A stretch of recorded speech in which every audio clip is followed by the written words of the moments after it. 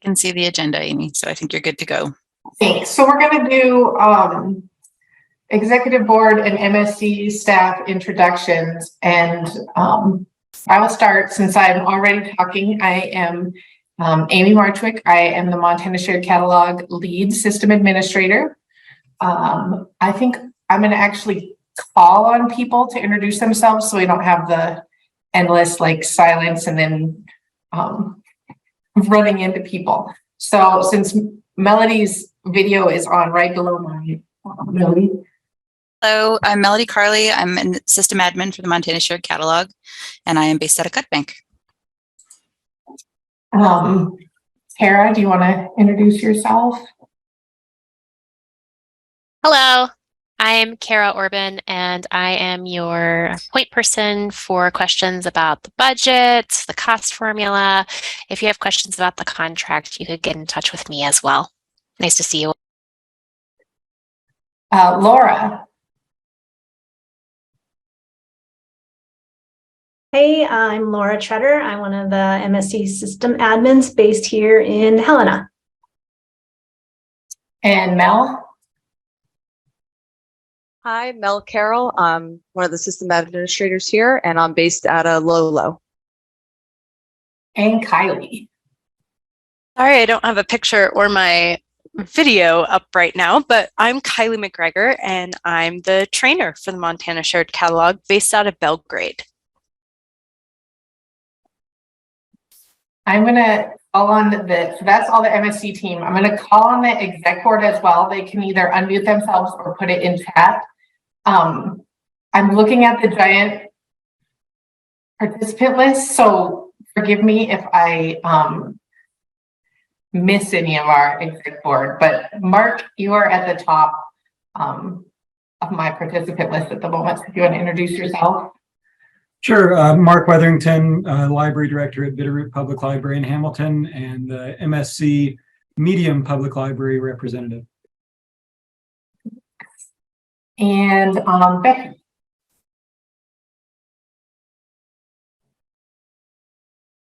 Hey, I'm Becky Dupre. I'm the high school district's representative, and I'm at Big Sky High School in Missoula, Montana. And Deb.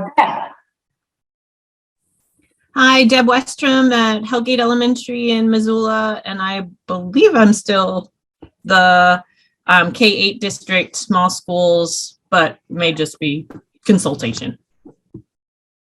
Carmen.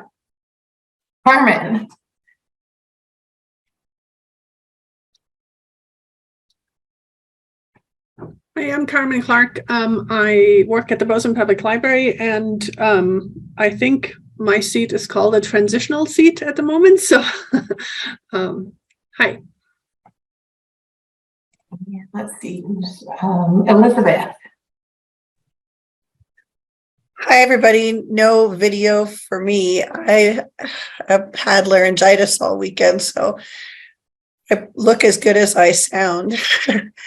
This is Elizabeth Jockle. I'm the representative for large public libraries on the executive committee, and I'm also with Missoula Public Library.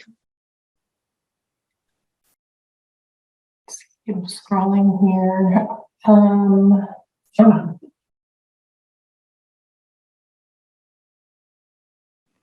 Hi, everyone. Jonna Underwood. I'm the library director at the Sheridan County Library in Plentywood, and I represent the small publics.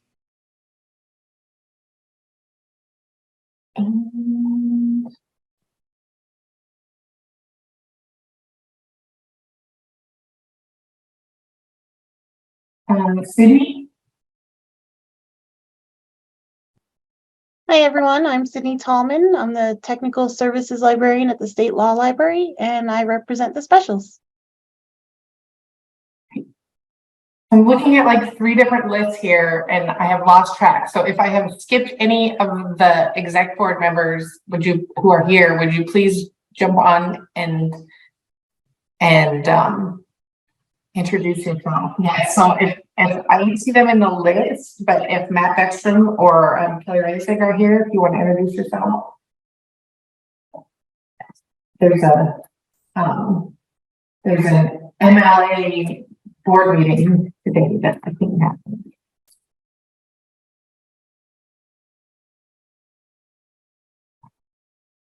Not seeing anybody else in the list. So moving forward.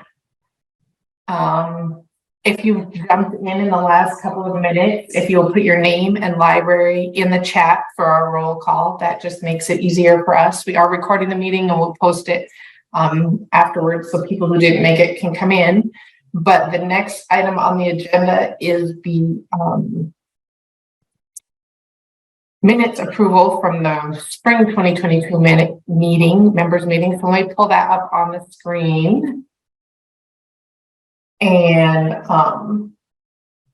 this was posted in the meeting materials, but if people want me to pull up a specific spot on the screen so they can discuss it, are there any questions, corrections? I actually, oh, it was just a scrolling artifact. I thought there was a name wrong in this.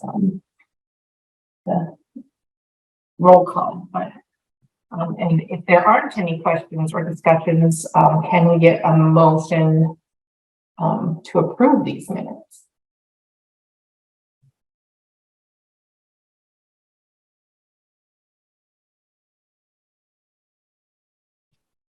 Can I ask something? Sorry, Amy, can I ask something on the last page? I think there is a sentence that might be cut off somehow.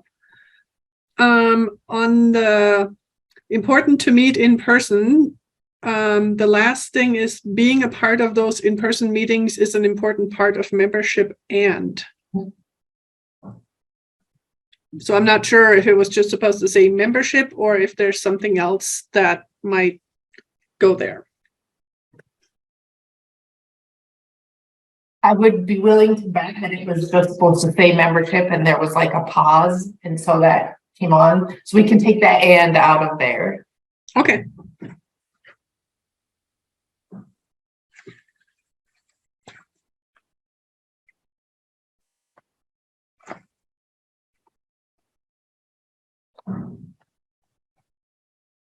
Is it okay if I move to approve the minutes then? I think it is, yes. Do we have a motion from Carmen? Do we have a second? Somebody else is thinking that Jenny's name is spelled wrong somewhere.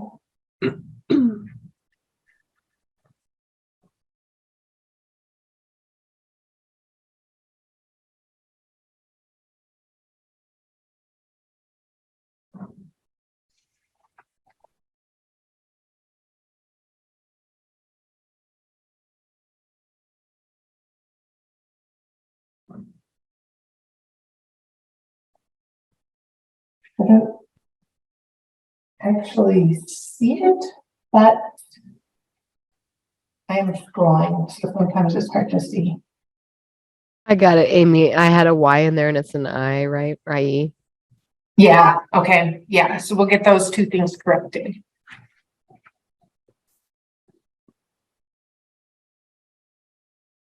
It's Deb Westerman. I'll second if we're looking for a second. We are, thank you. All right, so we have a motion to approve the minutes and a second. Is there any further discussion?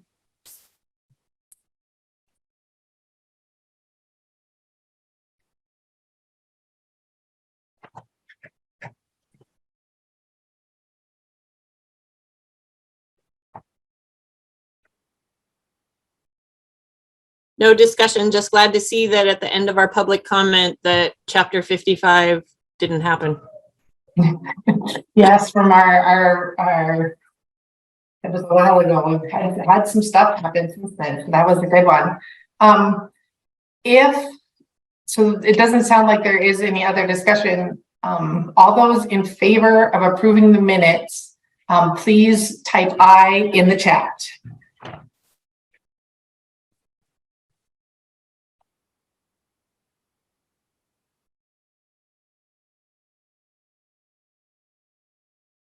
Right, and if there's any opposed, go ahead and type nay or no in the chat. It looks to me like that motion is carrying though, based on the votes. I'm going to jump back over to the agenda as we let people finish typing their votes in there.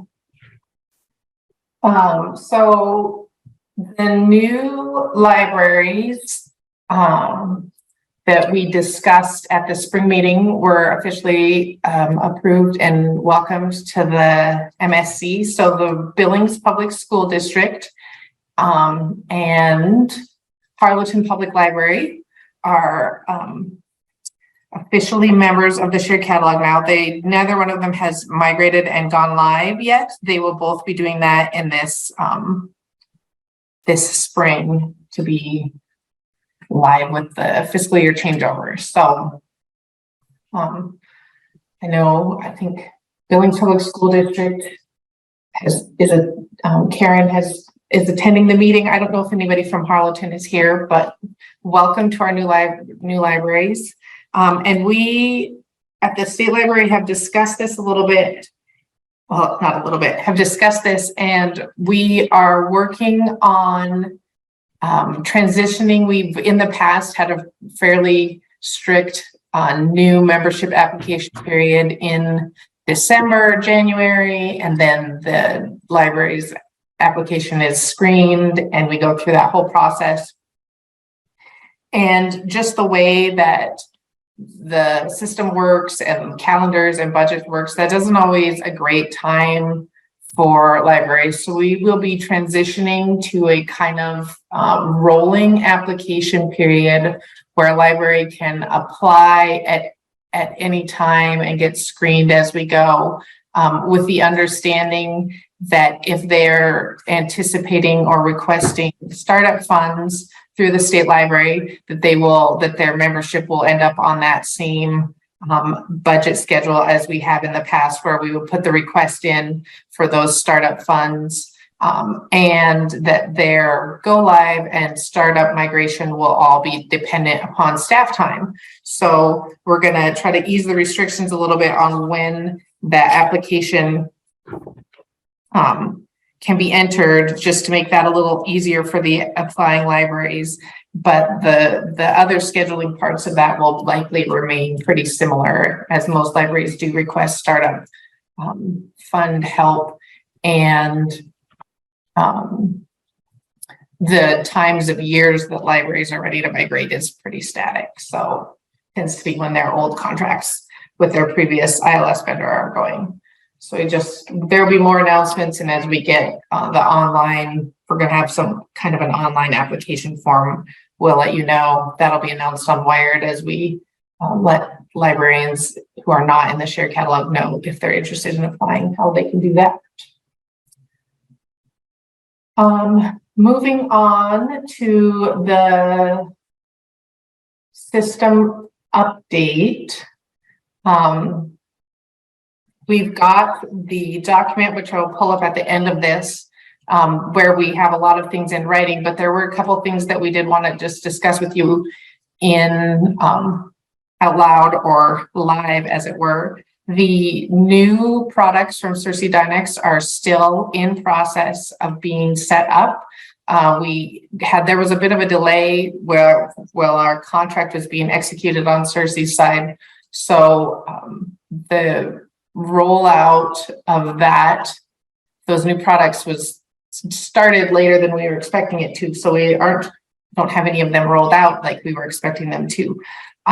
They are still coming. We're working on them. We are hoping for progress that we'll be announcing to you where things are ready and up and running in the near future. But as a heads up, the SMS text messaging was not ready to roll out. We had our contract with Shoutbomb was ending in December, and because we weren't ready to roll out Cersei's solution, we did extend our contract with Shoutbomb through the end of the fiscal year so that we wouldn't have any disruption in service for patrons who are using that text messaging. So that is still on our list as very important to get swapped over. but we do have kind of a stopgap solution in place as we get that set up. So right now, Shout Bomb is just continuing. Those of you who are on Shout Bomb, that's all moving forward.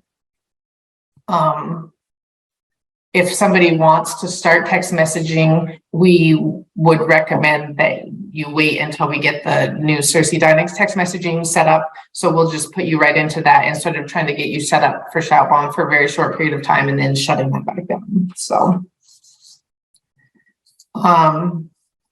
we have seen the kids catalog on our test server, so that looks great. That will be rolling out pretty soon. And then we'll be prioritizing the Symphony Web, the workflows browser replacement. So like I said, those are not as far along as we hoped they would be just because of the delay in the beginning of the implementation, but you'll be hearing more from us in the coming weeks and months as we get those all up and running. Now I'm going to turn it over to Mel, and I think I'm going to stop sharing so you can start sharing, but let me know if that doesn't work, ma'am. Amy, Nope, we have a question in the chat. Can I put that to you? Yes. Abby asks, what field will the text messaging pull from, and how will it work on the setup side for patrons? So on the text messaging, there's going to be a special, I feel like it's a special tab on the user, modify user area where you will be entering specifically the phone number that the patron wants to use for text messaging.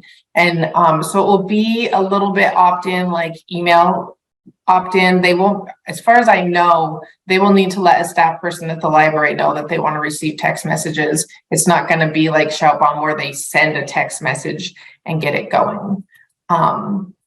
So it's going to be just a little bit in the user setup. We will have a full KB article and step-by-step instructions once we get that rolled out. That's actually one of the ones that we're waiting a bit on. I think from Cersei right now. So we don't even have that in the testing stages yet.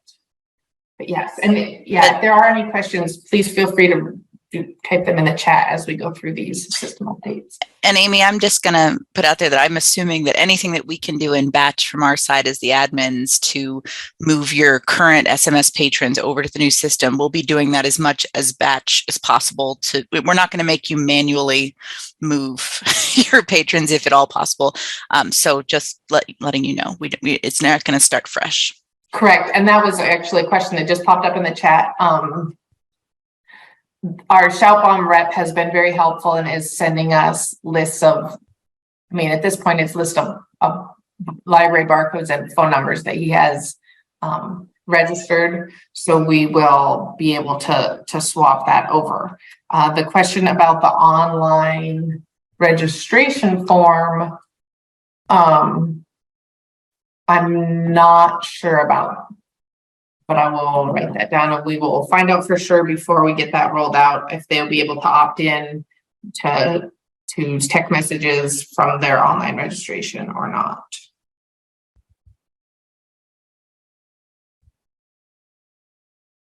Okay, Mel. All right. Well, hi. Hi, everyone. Can everybody see my screen? The PDF? Okay, awesome. Make sure I open the right window. So a few months ago, we started transitioning to these HTML notices. We've got a couple of volunteers, which we really appreciate. And I think we've got 8 libraries online now with these, with 2 or 3 more getting ready to go. So these notices are strictly just for emails. They are not going to replace any of the print notices.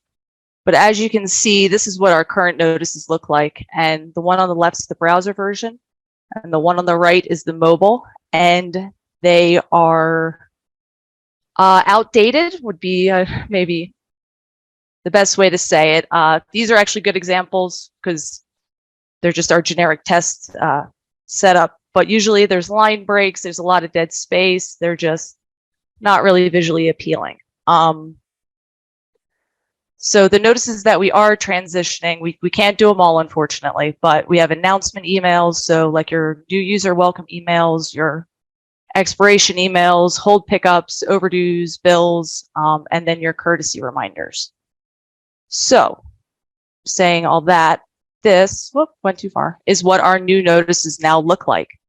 The one on the left is our web-based, and then the one on the right is the mobile. As you can see, they look a lot better. Visually, they're a lot better. Very happy with them. We can hyperlink, we can display a lot more text. It's very nice. So, where am I? So we tried to match the color scheme basically to what you have in your logo, but if you don't have a logo, we do have a generic template that is available. I have an example of that a little farther down. So moving on. This is another one that I really enjoy. This Laura did this one, and we have the social media links at the bottom, which if your library does social media, you can direct them exactly from the notice. Then here's a bill notice. And then this is our generic template if you don't have a logo. Right now, this is just based off the logo colors from the new state logo, but we can do it to match your website or some other color scheme if you want. And then finally, just something to note is that the emails will come through a little different depending on what your email provider is. So this one came through Gmail, and as you can see, there's it visually appealing. But if you look at one from Outlook, you'll notice that the hyperlinks appear in the notice. Unfortunately, there's no way to change that. That's just how different email providers have set it up. Also, the border's a little different. But if you are interested in moving forward, you can just open a support ticket with just HTML notices in the subject line. Eventually, everybody will be moving to this format. So yeah, we just hope you guys like it and that you'll open a ticket. And if you guys have any questions, I can answer them. So Mel, is there anything, since schools do the inputting for them, they're not like patrons coming in and opening their own things? Are there things that school are going to need to do, or will there be a step-by-step or whatever if schools want to participate? We actually have Hellgate doing it right now. I should have put their example in, but it's exactly the same. If you guys are sending emails out to your students, we can set you up. It just replaces a report in workflows. So you don't need to really do anything different. But would we need to get those, like for elementary kids, would we need to get a parent email input somewhere in the workflows stuff for that to happen? Yes, if you don't already have them set up in your address field and you want them to go out to the parents, then yes, you would have to put it in. Thanks. If you can get an export, say from your school office or your administration, we can help you with batch entering email addresses for your students if you'd like. Thank you. Always willing to help by doing things in batch if we can. Yes. Okay. Does anybody have any more questions?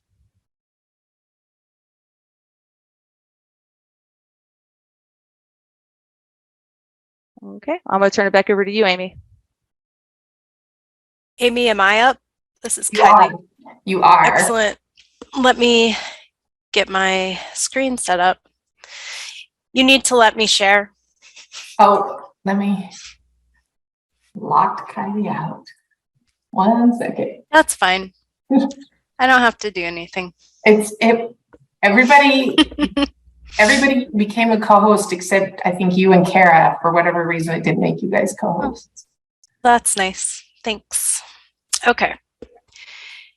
Here we go.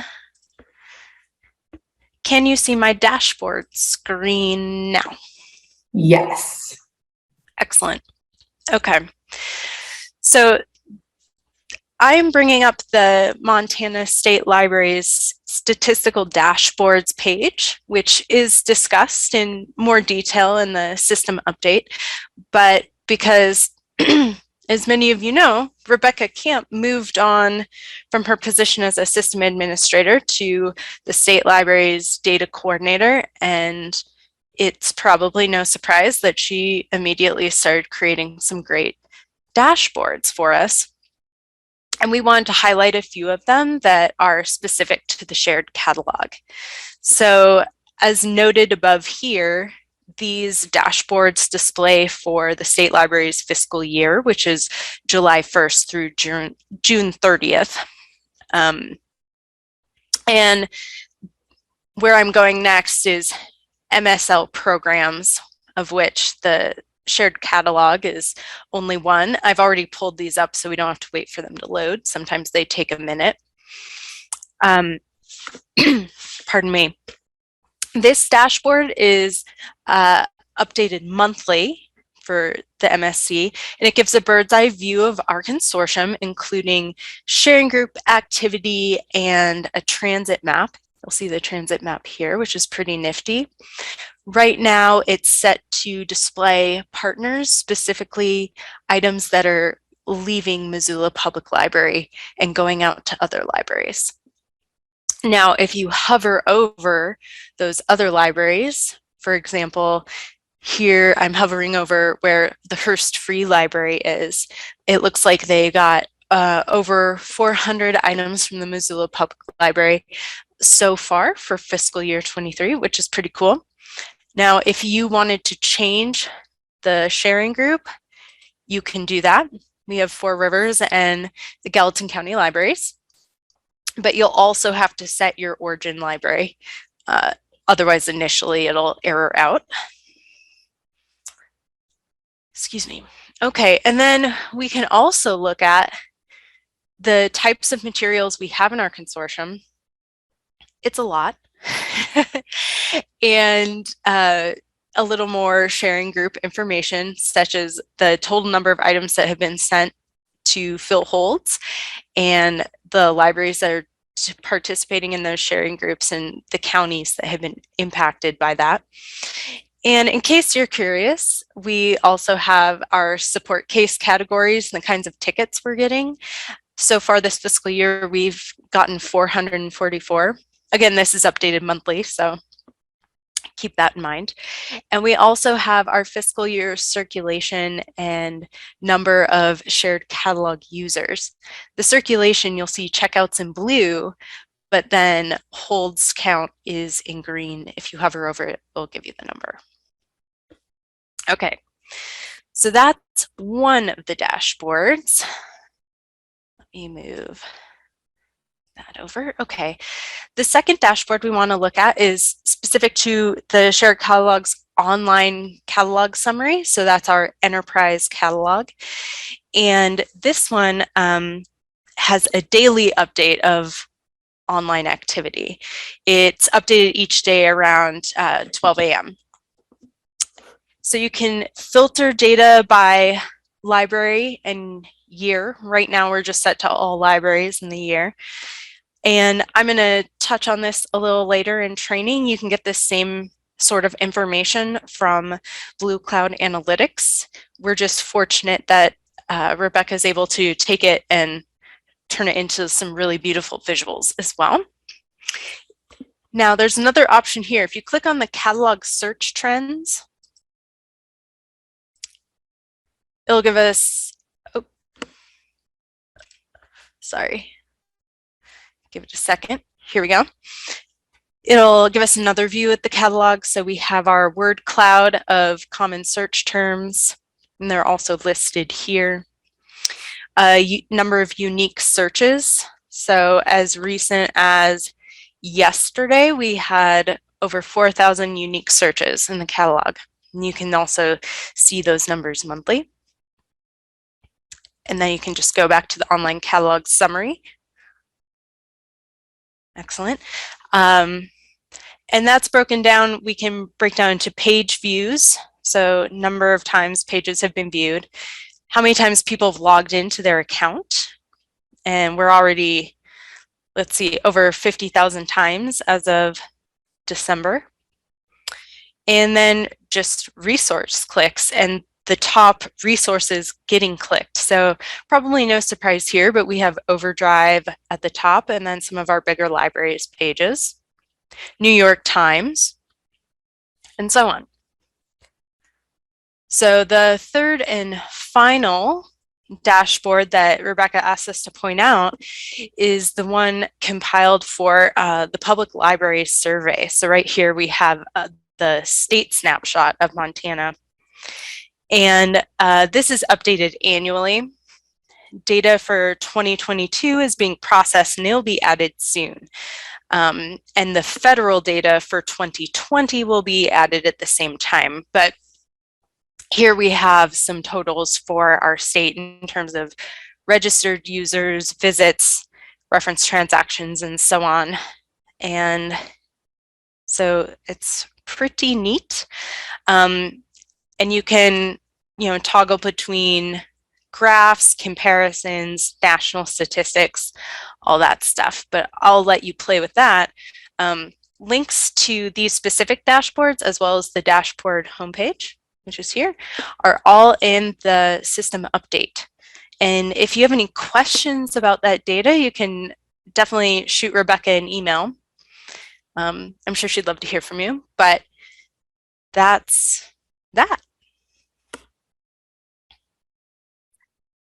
Thanks, Kylie. I am going to, I'll wait and see if there's any questions right here to see if anybody has any questions about those specific dashboards while we're looking at them before I steal the screen sharing back.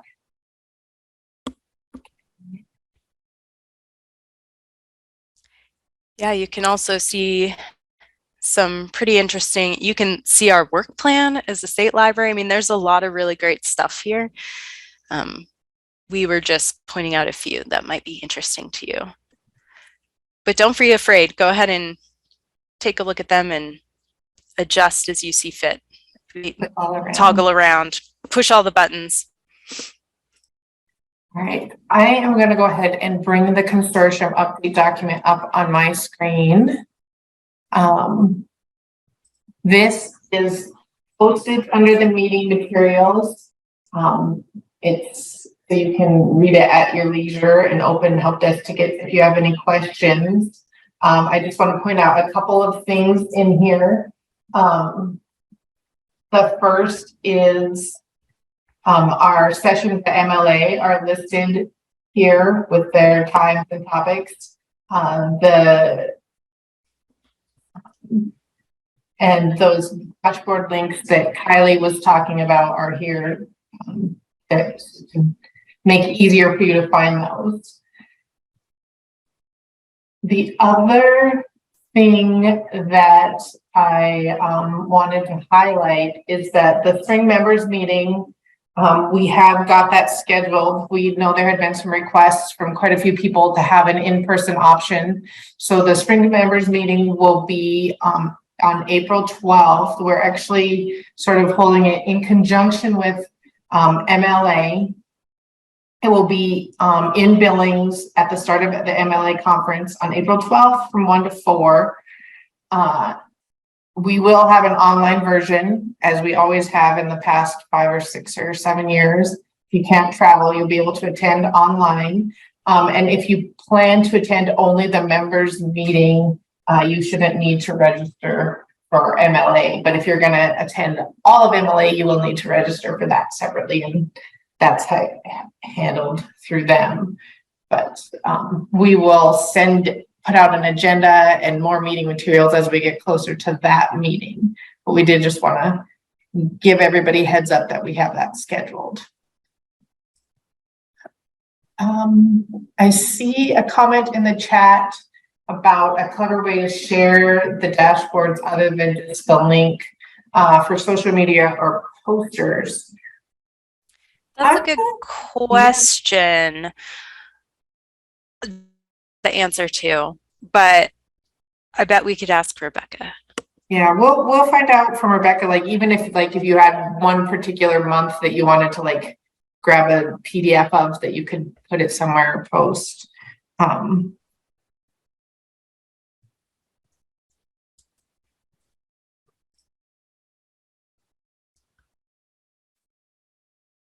Oh, thanks, Kara. So you can export this data as a PDF or image. And so thank you for asking that, Carly. And are we good? It looks like we had a request to say the dates again for MLA, which are in the document as well for later reference. MLA itself, the MLA conference is the 12th through the 15th. Wednesday is the 12th, which is their usual pre-conference day. And that is the day that the spring MSC members meeting will be. And then we have a couple of MSC sessions later during the conference as well, training sessions.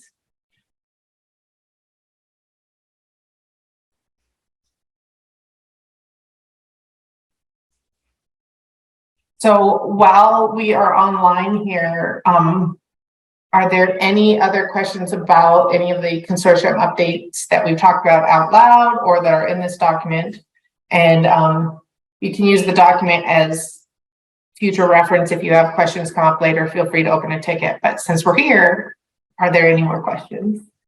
Amy, are we going to talk about the Gov delivery when we're talking about communication later, or is that something that you could expound a little bit more on how you're going to use it if you're not going to do that later?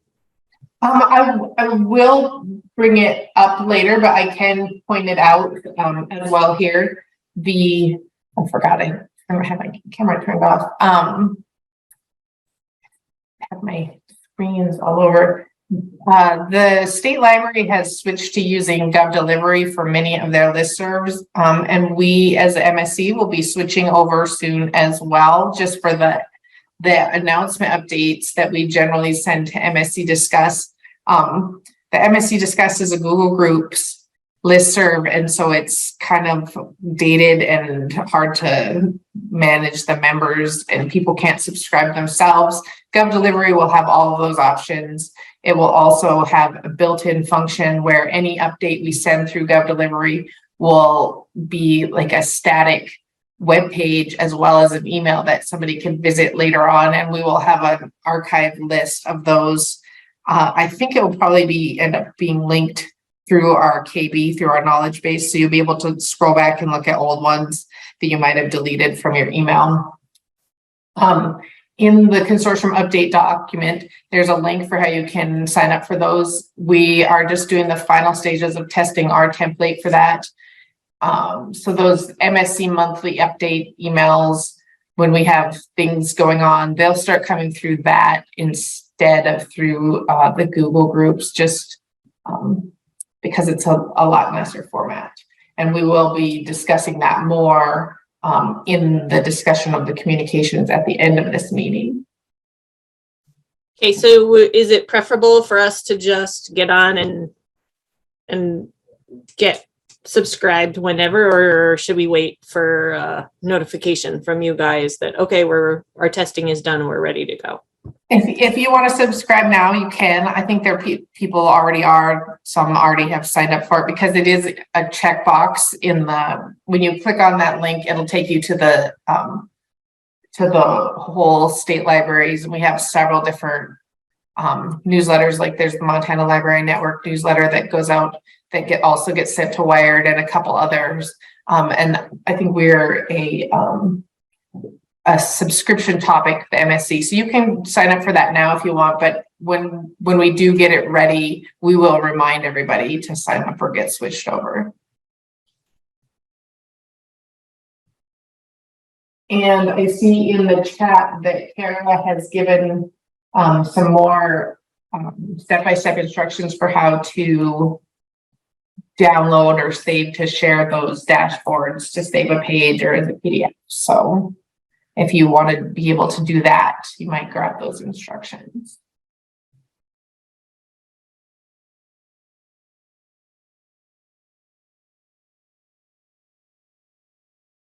Any other consortium update questions?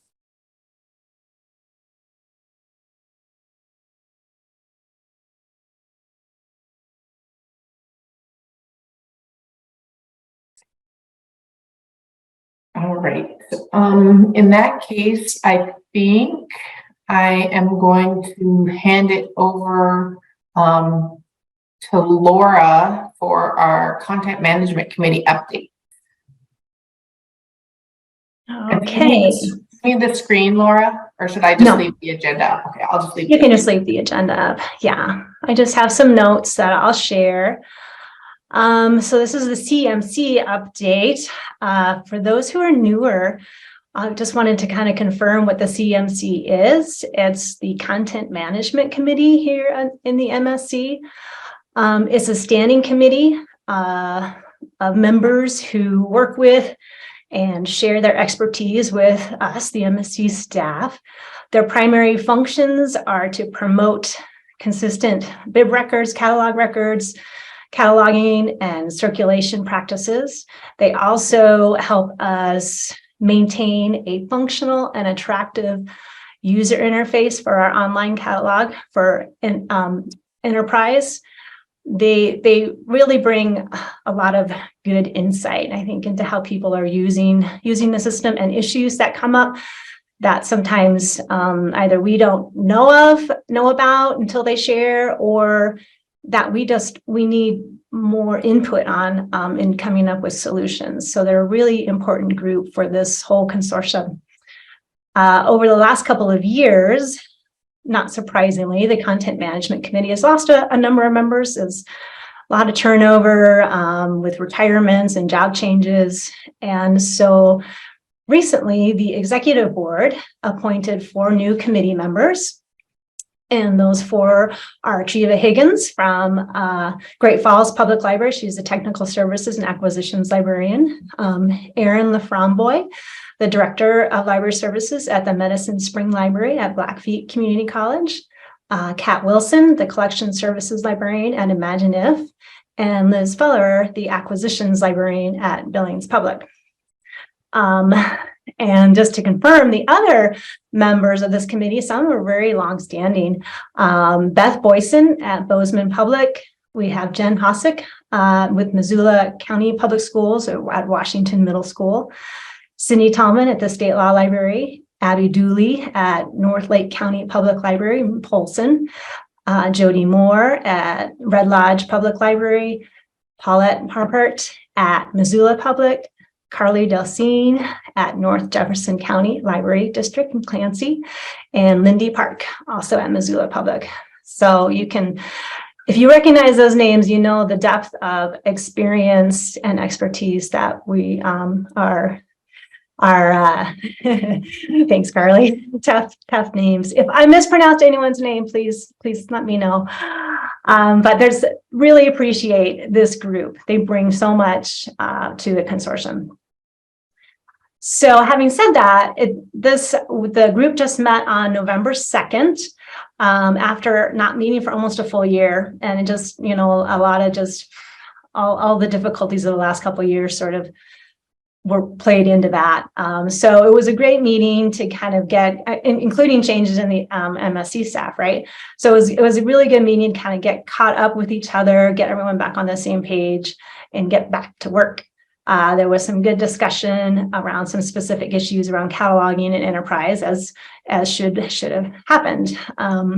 So we don't have any specific updates to procedures to share with you today, but coming soon, look for some announcements about updates to format icons in enterprise, specifically for audio material to help differentiate more easily between musical recordings and spoken word audio recordings. We'll see where we can go with some of those formats in enterprise beyond that, but that was a good place to start. It was definitely difficult for patrons and staff to kind of quickly see what type of audio recording there are showing up in their results. Another update that will be coming soon, and this is mentioned in the system update, are some updates to the cataloging, to the procedures of cataloging hotspots. Those hotspots are great, super popular, and they've brought some issues with them in terms of just really making them work. I mean, they work great for patrons, and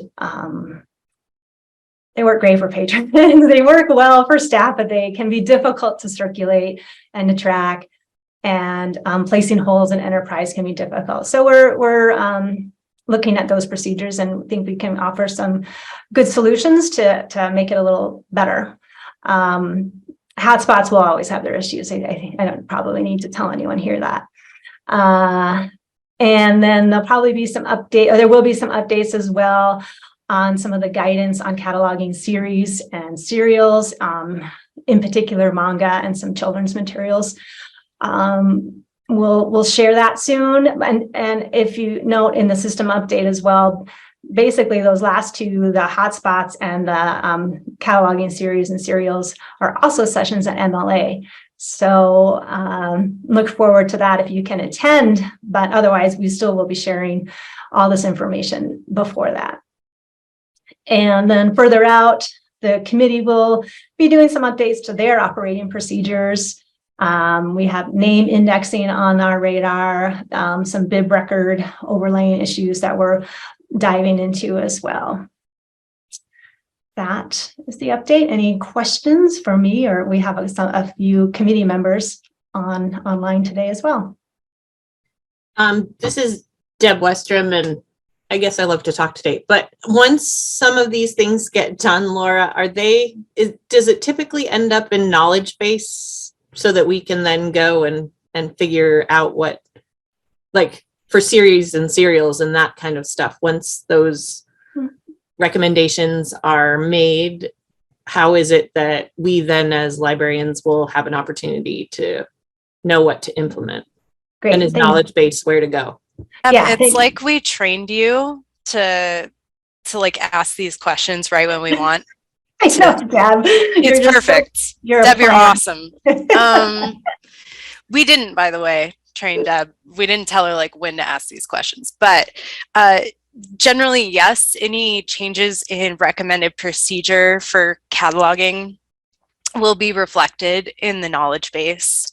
And usually I'm often the one that will be posting those, but we always try to get, a third or fourth pair of eyes looking at it before we post those and make sure that everything looks good before we have you doing that. So we'll definitely announce it and then share the link with everyone, and then start directing people to those articles when they're ready. And then will those announcements be in like ultimately the Gov Delivery updates, or to see them? I'm just trying to figure out where we're going to hear it from, because the CMC is making the recommendations, but then will they send something out, or will it be the MSC updates that will let us know, oh, go to knowledge base and check this out? Unless Amy wants to correct me, my understanding is it'll be through Gov Delivery. It'll be coming from the shared catalog staff. So one of the system administrators or myself. Yeah, that's correct, Kylie. So the CMC will make the recommendations, and we'll work with them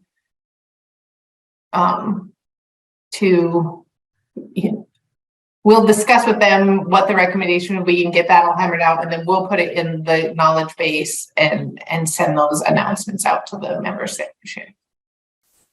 Perfect. Yeah, those are great questions. Great to confirm that.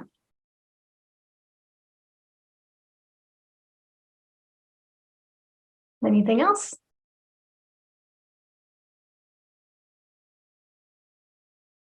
Okay, hand it back over to Amy. All right.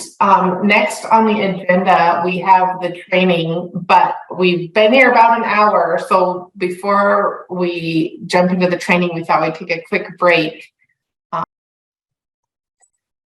There's also a question about Okta. Okta is the state's new authentication method. So you used to log in through ePass, I think, to get into your Aspen account. And that's just if you needed to like update your library information, or I think maybe back in things like that in Aspen. You wouldn't need it to view a calendar or download things, and you don't need it to get to our help desk. But if you haven't set up an Okta account, do what Kara said in her reply there and open a ticket, and you either have an ePass account that needed to be moved over, or we can help you set up a new one, an Okta account, so you can update your library info in Aspen. All that being said, I think we're ready to turn it over to Kylie. Yes. I'm going to stop my screen sharing and excellent. Can you see my screen where I'm logged into BCA? I can, yes. Excellent. For those of you who may be new to BCA, it's short for Blue Cloud Analytics, and the blue is all capitalized in that name. It stands for Best Library User Experience.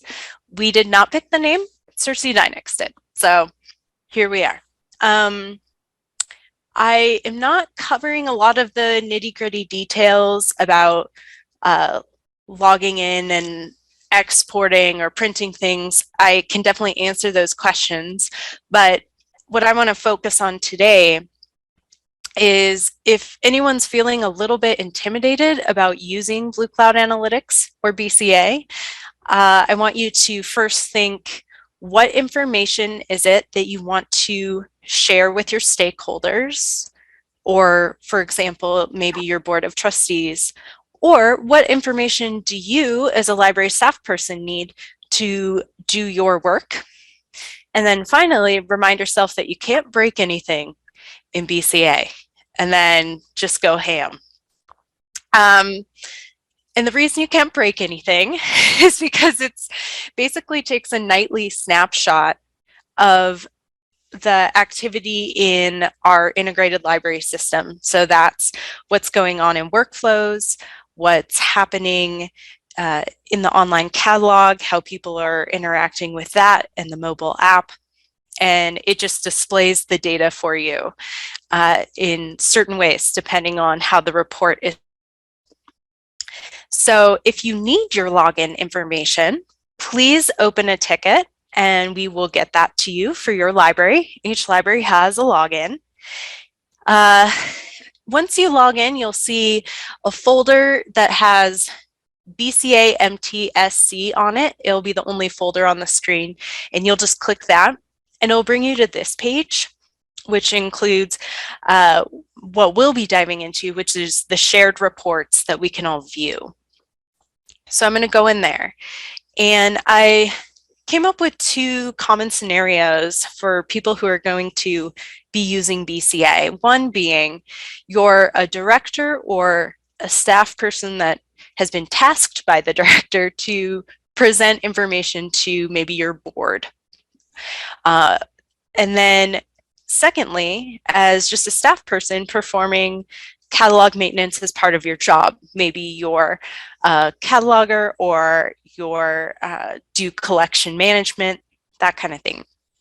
So we're going to look at a few reports for each of those scenarios, just so that people get a sense that Blue Cloud Analytics has a lot of information, but you can definitely sift through it and find what you need.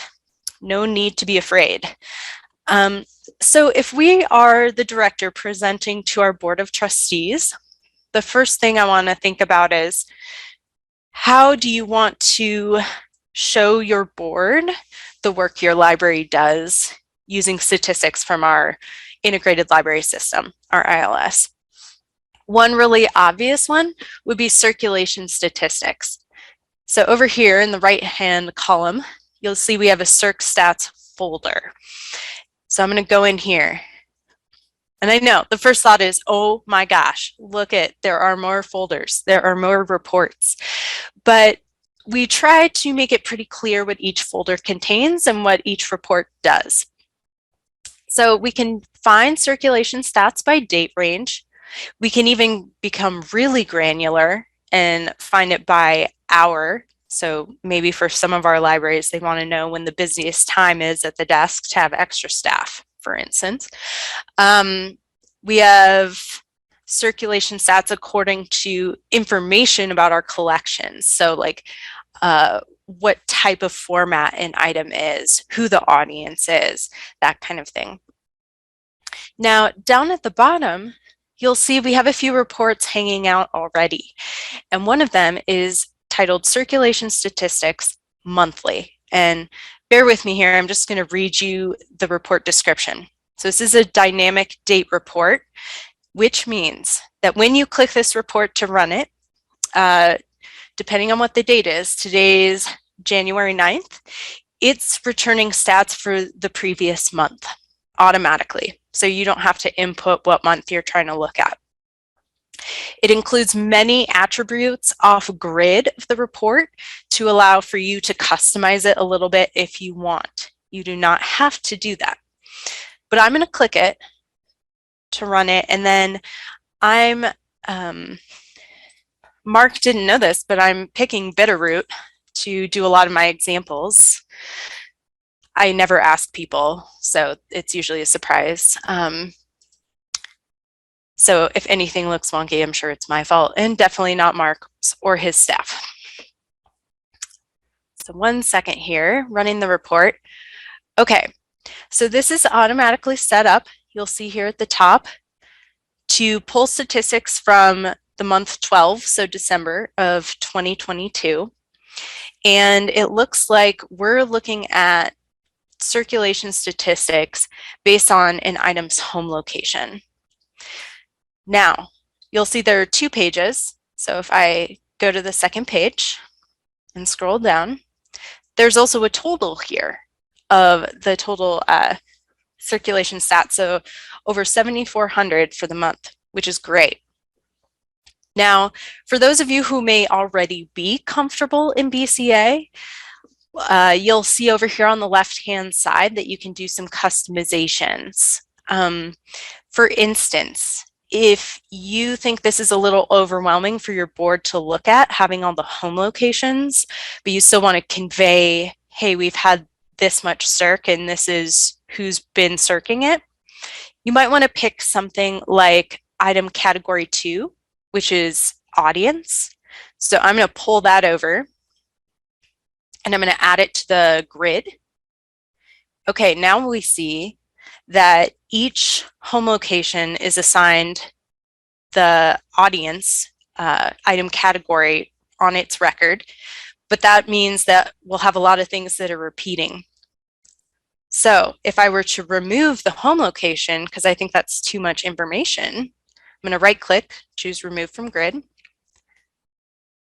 And here it's going to limit us to the audience. So we can still see the total number of circs, but maybe this is a better way for us to display it to our board. If you run into anything that's blank, that just means that the items that were checked out didn't at the time have their item category 2 designated. So those still count as circulations, but there might be a couple things in the catalog we want to fix. Now, if you're new to BCA and you're like, that's a lot of information, I agree. What you can do is instead of customizing it yourself, you could always just look for a circ report, for instance, that's already set up by audience like this. That report exists separately. We just know that we have a lot of people who kind of want to do a little exploration on their own and customize their reports how they want. So for instance, if I went back to circulation statistics, I would then go into this folder of looking at items by item collections. So item categories 1 through 5. I could go in there and then, select, here we go, circulation stats by audience here. Okay, that's a lot of information, but that's just one thought. I'm going to go back up here following my breadcrumbs. I'm going back to the shared reports. So that's one way to look at what your library does, how it's circling things. Another way, especially if you're in a sharing group, is to look at holds.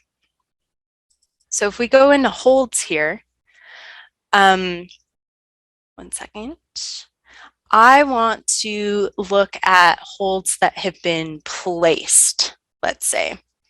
Now, again, we have a place holds list monthly, so that lists items that are being placed on hold, but we also have the hold statistics monthly. So just for fun, we're going to do that one. And this is when you need to decide what information you want to put in and have the report spit back out at you. So the item library code is the items owning library that has a hold placed on it, which may or may not be different from where the hold is being picked up. So it kind of depends on what statistics you want to show, and you can always kind of try different things to see what best communicates the kind of work your staff is doing to your board.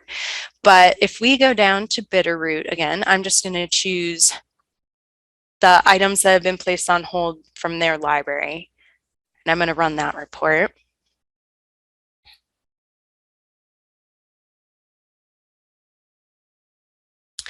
Okay, and it gives us a hold count, again, based on home location. And again, if you're comfortable customizing reports, you can toggle, you can mess with a couple things over here in the left-hand side to customize it. I'm not going to do that right now, but let's see here. It looks like this is only one page. I've scrolled all the way down, but I don't see a total. And if you go up here to data, in the dropdown, there is an option at the bottom to show totals. And here we have over 1,666 totals for the month of December. Pardon me, holds placed. So then you may want to do something like, instead of just looking at holds that have been placed, you can look at the number of holds that have been filled and so on. But that's just another example of a report that your board may find interesting. Not only, hey, this is how much we're checking out, but this is how many requests we're getting to fill items. Okay. Now, one thing I want to mention as I go back to shared reports here, I know that not everyone searches the way I do. I'm more visual here and I like going from step to step. So if I'm looking up circulation statistics, I like to go to that folder. If I know I'm looking at holds, I like to go to that folder. But some people are a little bit more direct, and maybe you want to search for a report to see if it exists by clicking this little magnifying glass icon and typing your search term in, for example, holds. And then I'm just pressing enter, and I can see the different kinds of holds options that are available to me to view. So here's the overarching holds folder, and then here are some subfolders of that: top holds, place holds, filled and unfilled. And then we go more specifically into different reports that may be owned by other libraries. For example, this one is in Missoula's folder. So if you don't see a hold, if you can't, or pardon me, if you don't see a report that you're looking for, maybe you've tried searching for it, maybe you think, oh, it could be under another name, I just don't know where it is, please open a ticket and we will double check that it's not there. And if you need a new report created, we can do that. So just know there are a couple different ways. You can browse, or you can search for a specific report to see if it's there. We all kind of have our different style. Now, the last thing I want to show you in terms of communicating to a board, for instance, about the work your library is doing or the impact it could be having on people. If we look at our online catalog enterprise, you'll see that this folder has statistics from Google Analytics. So if I click on that, there are a couple different options. I'm going to do Enterprise Google Analytics. This tells us that it's data from Enterprise as recent as the previous month, going all the way back to January of 2019. This is a slightly different looking report called a dossier that has some more complexity to it. And the first thing you'll notice, okay, there's a lot of information here. And if I scroll down, it looks like there are multiple libraries listed on the left-hand side. And that's because if I scroll down here on the right, you'll see that all the libraries in the shared catalog are selected. So if I deselect all, then it shows me as having nothing. And I'm going to select Bitterroot again. So now I only have Bitterroot showing, and it gives me years and months. And I can see number of sessions, number of unique searches, and as well as unique users interacting with the online catalog. If it's easier for you, you can also choose a different month or series of months to look at. Another thing that's really interesting, though, if you look at trends by profile here on the left, is if you click sessions. Now, this, again, look on the right here, all of our libraries are selected. So it's looking at sessions for the past 4 years. Which is interesting. Obviously, we have 2022 is overall for the consortium. We are having more sessions, and it seems to be going on a slightly upward trend over time. But again, you can narrow it to your library. And here we have our key telling us which year is which color. Looking good, Bitterroot, and which month it is, how many sessions are happening, and you can also hover over it and it will tell you. So that's pretty cool. This is also a really nice thing to just be able to show your board a visual that's fairly easy to follow. And you can also look at things like users by device. So here we are here, and again, tablet is orange, mobile device is green, and then a desktop, like desktop computer, would be in blue. So we have, and you can hover over those bits to see the numbers, which is pretty cool. Okay, now to get out of this, I'm just gonna close. One thing I do want to note, as I go back to shared reports, when I was talking about holds, Bitterroot was my example, but Bitterroot is also in a sharing group. The sharing group folder doesn't show up for me right now because this is just a test user account. But if your library is in a sharing group, such as Partners or the Gallatin Valley Libraries, you will have a sharing group folder where you can look at statistics specific to that when it comes to holds and things of that nature. So definitely check that out. Okay, so those were my 3 reports specifically for communicating to stakeholders: your circulation, your holds, how your patrons are interacting with your online catalog. Now, what if you're a staff in the back room who handles purchasing or the weeding jobs, or specifically cataloging the items that come in, or discarding the ones you're getting rid of? Sometimes a library has a staff person do each of those things. Sometimes you're the only person that wears all of those hats.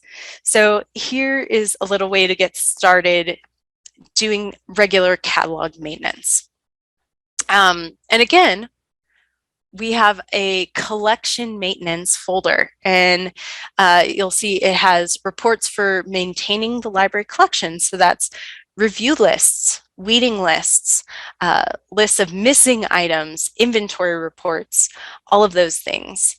So if I go in here, we try to divide it up further. You have your collection development for purchasing. You have your weeding reports, inventory reports, and reports for catalog cleanup. So if I go into collection development, let's say I'm looking for items to add to the collection to purchase. You'll see you can find the age of your collection. You can look at usage stats, but what I want to look at is the top holds.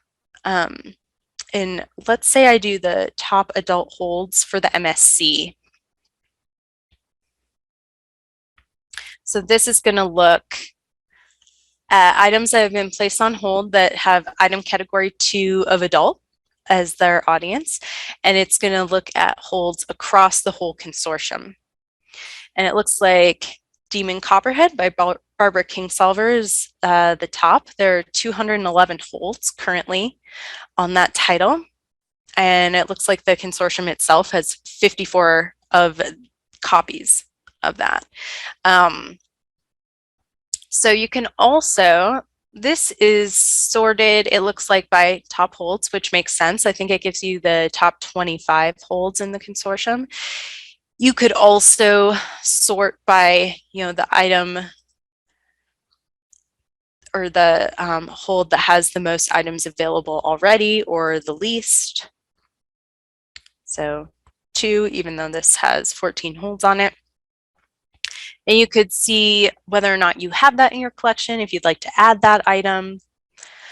So that's something. You can also, let's say you do your purchasing at the beginning of every month or at a certain time every month. I'm not going to go into the details of this. We have steps in our knowledge base, but you can set up an email subscription to be sent to you every month. So you don't have to necessarily log in to BCA whenever you want to view these reports. You can have it emailed to you.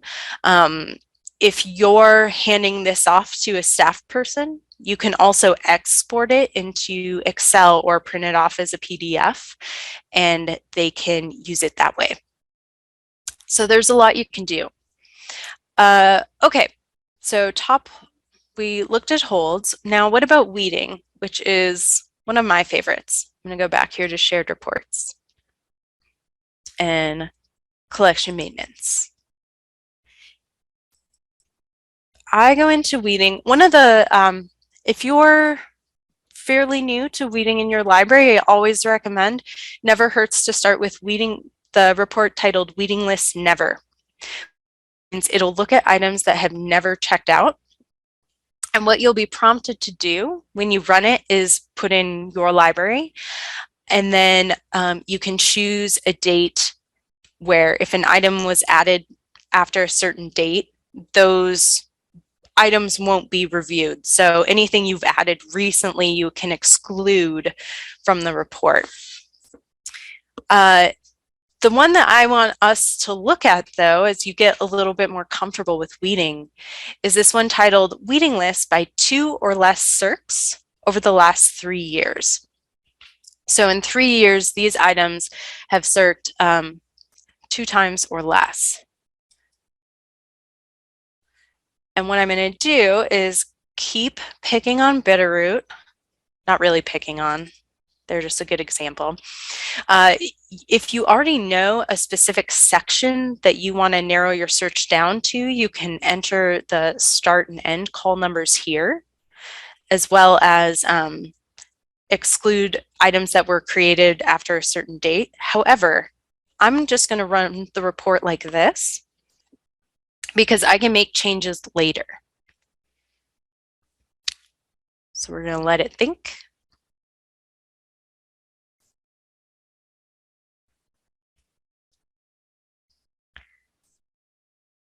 Always takes longer than I expect it to.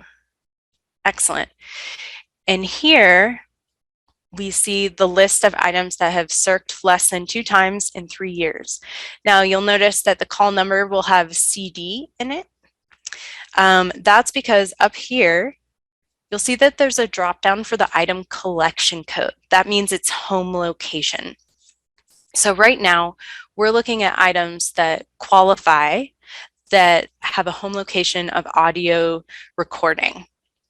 Now you can change that to something else. For instance, biographies. I would weed those pretty ruthlessly because new ones are coming out all the time.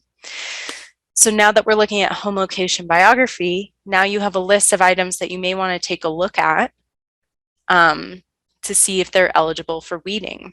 And again, you can export this into a spreadsheet, print it off, and do that. Okay, so this, you may see it as, it's called the page by axis when you have these little drop downs.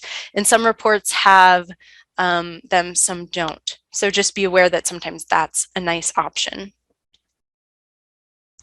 All right, and finally, if I go back to collection maintenance this time, the one type of report that we always really like to highlight is one of our catalog cleanup reports. And this is something that I hope our catalogers enjoy when they have a spare moment, which is rarely.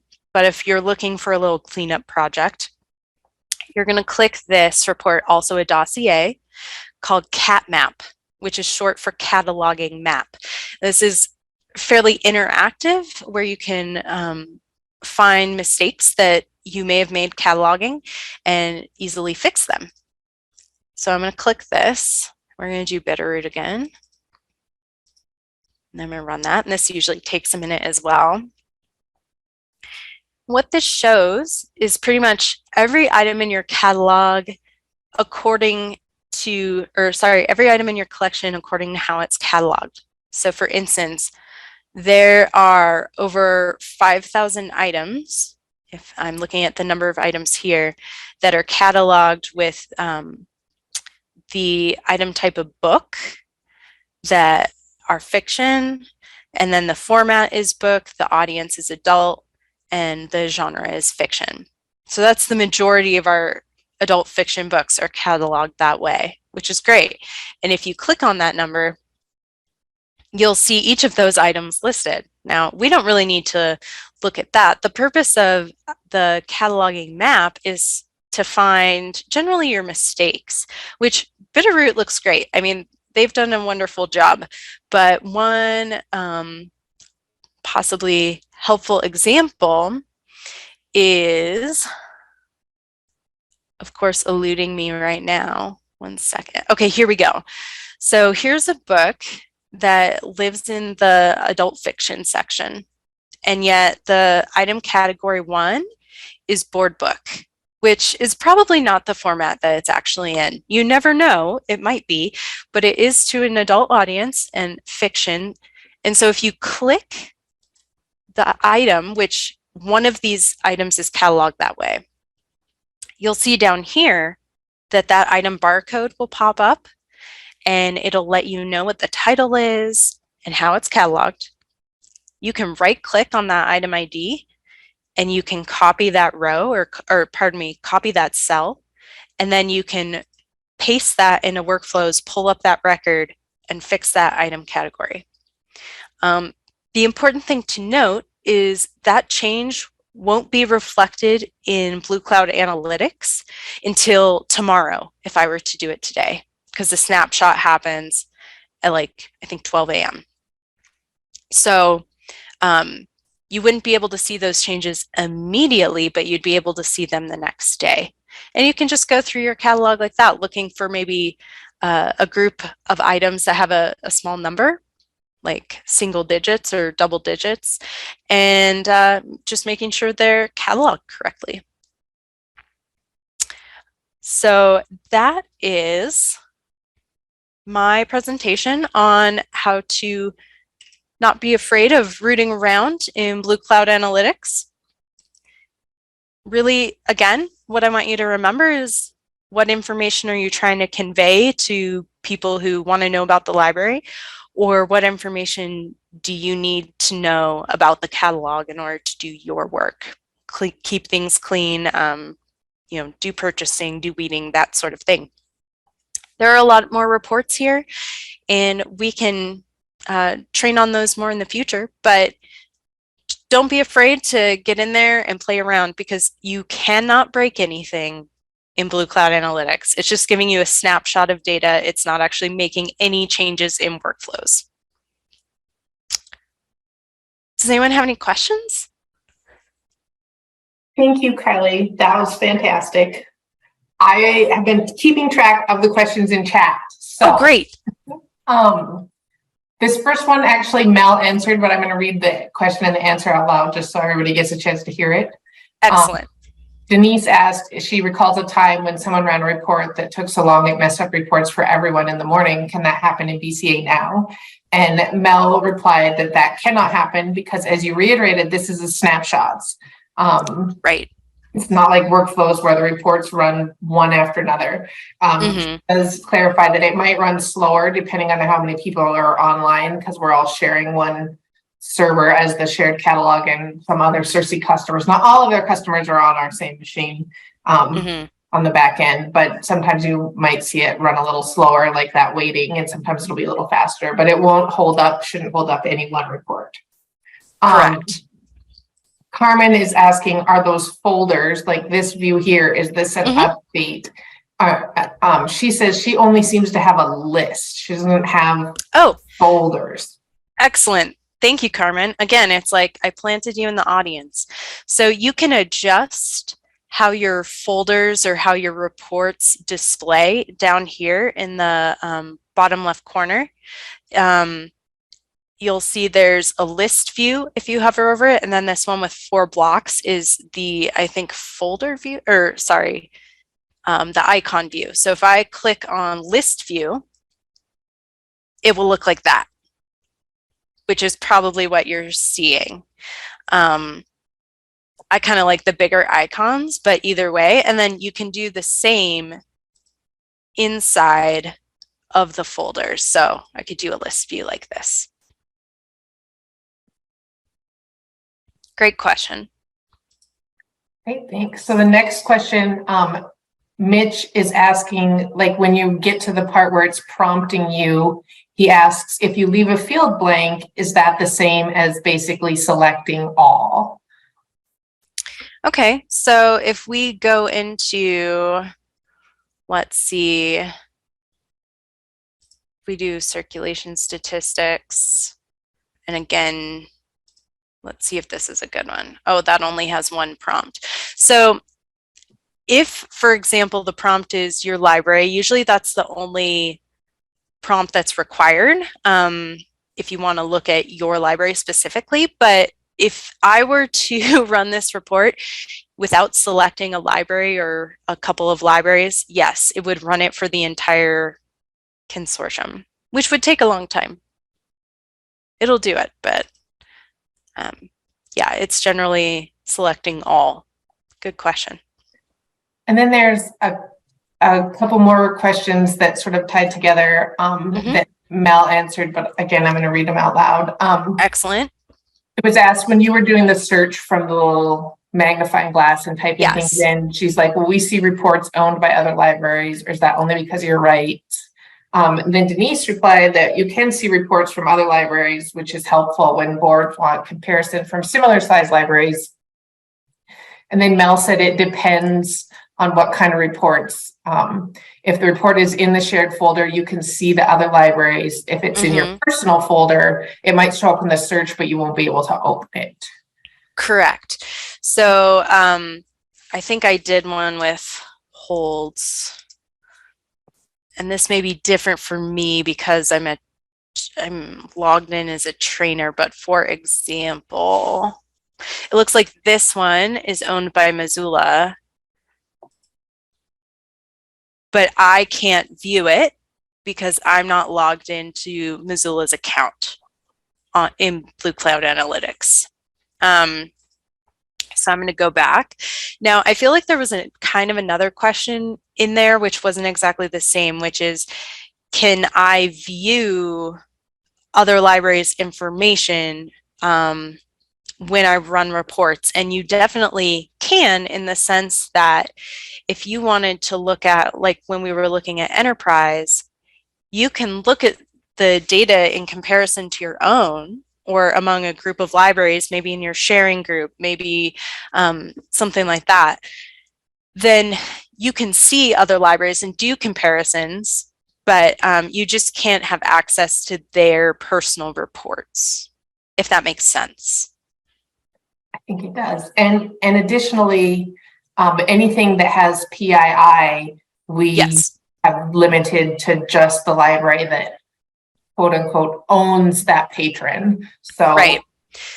Exactly. So when you log in, if any reports that we create for you, for example, you may request a report that has personally identifiable information of your patrons. We would put that in this libraries folder. When you go in there, it will only show the libraries that you have access to. So example, if you have branches, it'll show your main library in the branches. And other libraries cannot see that information. So if I went in here, Missoula would be able to see Missoula's, but you wouldn't see Belgrade's, for example.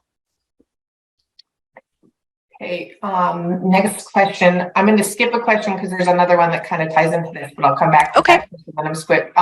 So that if we search, you can see the name of a report in another library's library folder, but you can't access it, but she can see that it exists. And I think that's so if you see one in there and it's in a library folder and you don't have access to it, if you open a ticket because you're like, oh, that sounds like something I want for my library, you can put one in your library folder. Correct. And I want to point out that this is set to shared reports that I'm searching, and that's because I'm in the shared reports folder when I went to search, but you can change it here. You can look, I don't know if this would do much for you, but if I went into, for example, sorry, one second, collection maintenance, and then I went to search, you'll see that it's searching within collection maintenance. So I like to search from the shared reports page generally because it gives me the widest net to be searching in. But yes, please open a ticket if you can't find a report you think would be good, or if you see another library owns a report that you might want to take advantage of.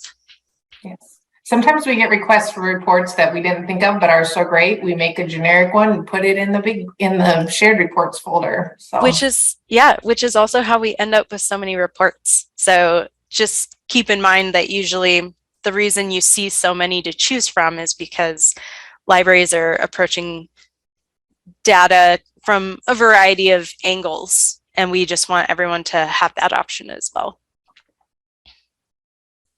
Okay, jumping back up to the question that I jumped past, does consortium mean MSC in those hold reports where I think where you're looking at the top? Yes. Okay. As if so, number of items might not be relevant to how many copies are available to be held by a user in a sharing group. Right. So that, and I brought my caveat up a little late, but if you are looking at holds within a sharing group, we have sharing group specific folders. So, which for whatever reason, I can't see it as a training user, but normally you would have here, you wouldn't see Sure Sailing, that's something specific to MSC admins, but you would see sharing groups. And if you went into that, you'd see your sharing group listed. So for example, partners, and I believe within that, you'll have specific hold reports. And all the reports I've talked about are kind of this whole concept is in a KB article that we call BCA Core Report List. I'll share that link, but it also mentions that when it mentions holds that members of partners, for example, have a pre-filtered top holds list in sharing groups partners. So I don't know if that answers the question, Amy. I think it did. And I mean, sometimes it's nice to be like, well, in the whole state as far as the libraries who are members of the consortium, what's the top hold? Like what book should I maybe have that I don't? Yeah. in What most are cases, Montanans interested in reading? but that number of copies is maybe less useful in some of those cases. But it is Exactly. interesting also to see just, you know, how many copies sometimes across the consortium are owned. So yeah, but that's a good point. I'm glad someone brought that up. And again, I just took some of these examples from a very broad view. You're going to know your library and your community best, what your board wants to know, what you have to do for your work. So this is just kind of getting people started thinking about how to even start exploring BCA. So I'm really glad that someone brought that up. Great. Any more questions for Kylie?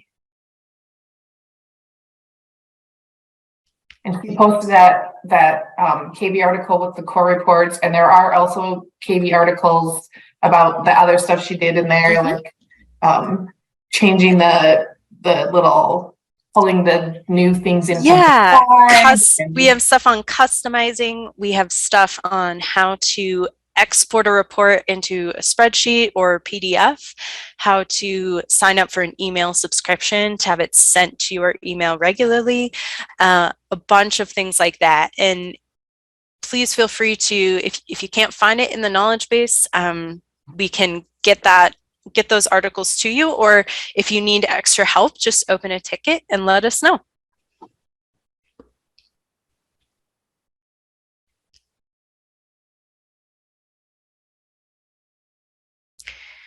And I will do my best to get everyone awarded with continuing education credit who's watched this training. So thank you for being here.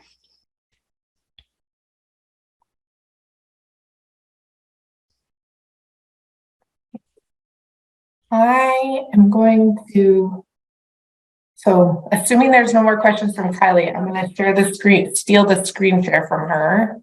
That is fine. And put it back to the agenda.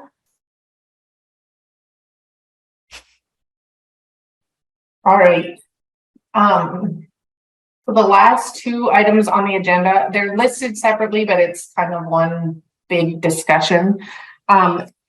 As you hopefully will remember, I want to say it was in 2021, might have been before that. The Montana Library Network was sort of reimagined and the NAC was sort of restructured. Now we have the core service committees that subcommittees that meet and discuss these. There's, I think, 6 or 7 main topics, core topics that provide insight from those librarians to the NAC. I have to interrupt myself here. Kylie, we forgot to do the training poll. Should I do that now or should I wait till the end? Oops. Yes. Do you mean we specifically waited till paying attention to do the training poll? As the MSC trainer, I'm going to be focusing efforts on creating content in MSL Learn, which is the state library's online learning management system. It's the specific tool we're using is Moodle, but we're calling the platform and everything MSL Learn. You may have heard about it from Collet Bartow, but it's where a lot of training for new hires is going to be for MSC members, as well as other training on products in our consortium and other continuing education for things outside the consortium. So basically, long story short, what I would like to know is what kind of training would you like prioritized, both, maybe in MSL Learn, but also just training generally. So because of the way polls are in Zoom, I picked some topics, some general topics, so you can choose as many as you want, or you can choose other as well, but you'll have to put the topic in chat because it can't let you free text. So. All right, so I'm going to launch it and we'll let it sit for a couple minutes so people can look, and then we'll move on to the MLN update. Yeah. There's a question in the chat, Kylie. Are there group trainings available for BCA, for example, either in person or online? Like, Carmen, do you mean like pre-recorded trainings for online or like future trainings? No, I meant future trainings for, like, let's say my work group here in Bozeman. Because it seems like, I mean, I know Kylie said, you know, it's you can't break anything, but there's definitely some things that I'm like, well, there might be a better way to go about it. And I mean, I've gone through the knowledge base, so I think there's just like a gap somehow, or at least that's a gap with me. I don't know. Sort of No, like totally. best practices, kind of.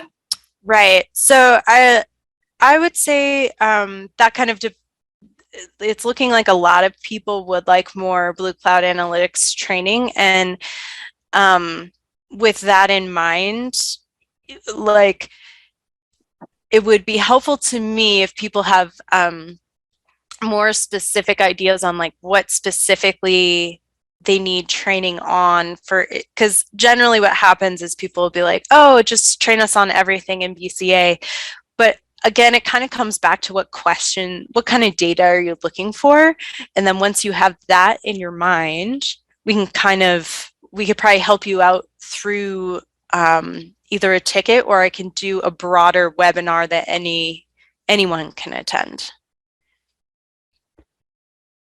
Yeah, that would be great. Thank you. Awesome. Thank you. Back to the Montana Library Network update membership communication discussion. So, as I was saying when I was interrupted by myself, the NAC was restructured. There was some revisioning of how things were going to work, and as part of that, they did some studies of the state libraries' programs and projects and how they worked and were governed and were just working in general. And one of the recommendations they made was that we transition away from our exec board and move to more direct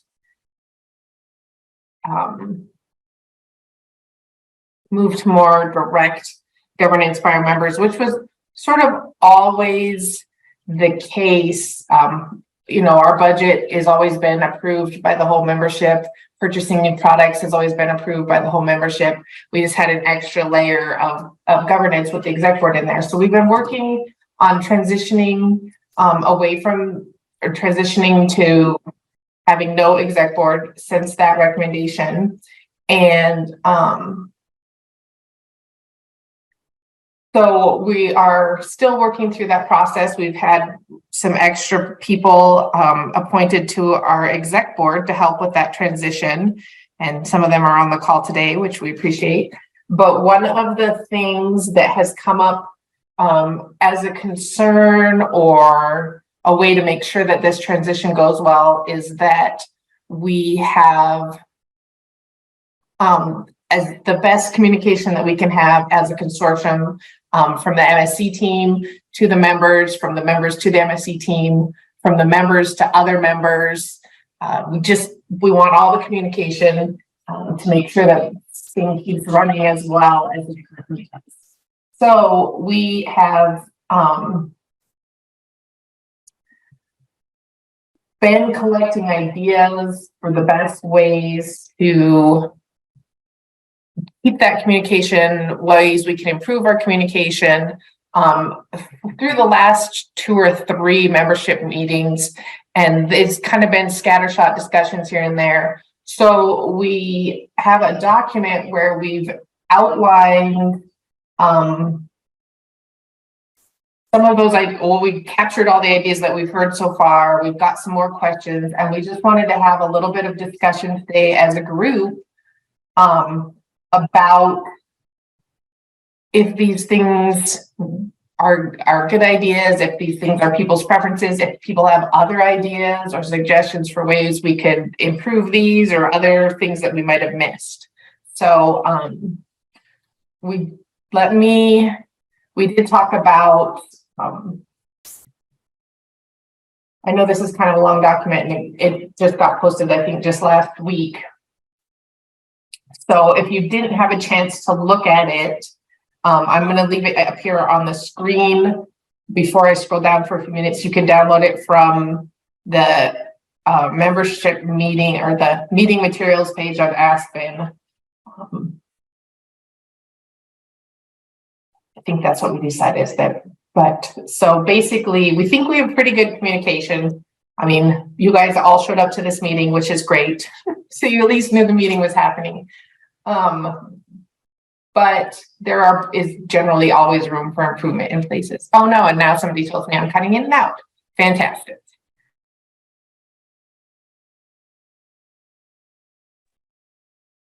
Can you hear me better now? I mean, this thing a little here on my head.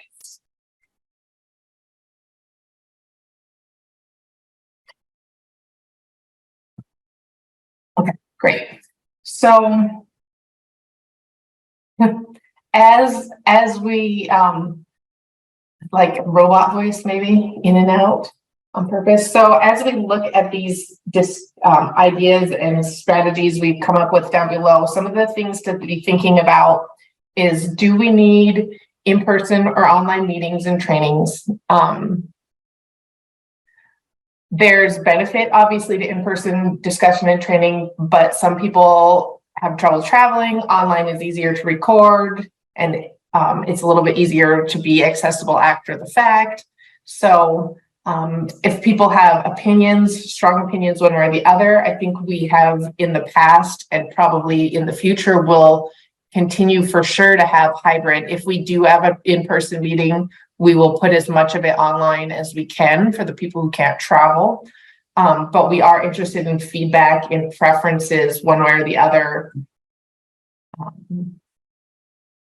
We wonder how to capture suggestions or questions from people who don't feel comfortable chiming in online or unmuting. I think the chat is working pretty well. Hopefully everybody feels comfortable typing in the chat.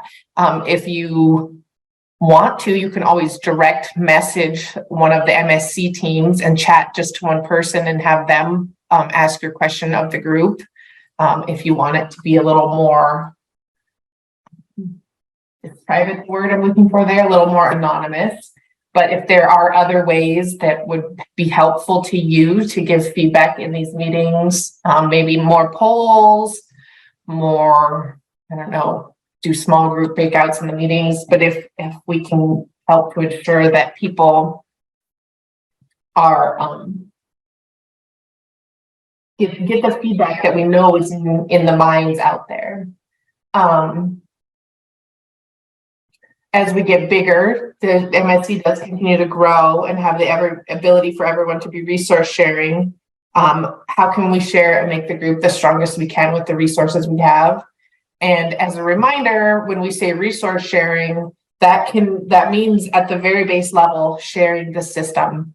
The resource that we're sharing is the Symphony system, the MSC team, the membership, the members' participation in the consortium. So as we grow, what pitfalls do we need to be looking out for? Are there things that we can make better?